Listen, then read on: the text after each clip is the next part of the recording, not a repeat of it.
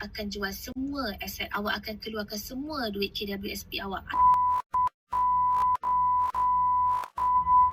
Kalau awak nak apply hibah, Eja nak pesan please awak tambah benefit yang sangat-sangat penting ni, pampasan sakit kritikal. Sebab apa? Kebanyakannya orang dia ambil hibah ni sebab dia fikir macam manalah keluarga dia nak teruskan kehidupan bila dia dah tak ada nanti. Kebanyakannya ketua keluarga lah, dia nak tinggalkan sejumlah duit untuk anak dan isteri dia teruskan kehidupan tanpa ada bebanan kewangan bila dia dah tak ada. Tapi Eja nak tanya, pernah tak awak terfikir awak meninggal dengan cara yang macam mana? Kematian mengejut ke, aksiden ke, ataupun macam mana kalau awak diuji dengan sakit kritikal dulu? Bila sakit kritikal ni, awak masih hidup tapi awak dah tak boleh kerja, tak ada pendapatan. Masa tu, bukannya anak isteri je yang perlukan duit, awak sendiri pun perlukan duit. Komitmen bulanan macam biasa, makan pakai anak isteri, yuran sekolah anak dan kos sara hidup untuk awak sendiri sebagai pengidap sakit kritikal. Sebenarnya ada banyak sangat hidden cost yang kita tak nampak selain daripada kos rawatan. Bila awak dapatkan rawatan dekat hospital, tak kisahlah hospital swasta ke, hospital kerajaan ke, bukannya awak tak perlu keluarkan duit langsung, awak kena juga bayar sendiri untuk sesetengah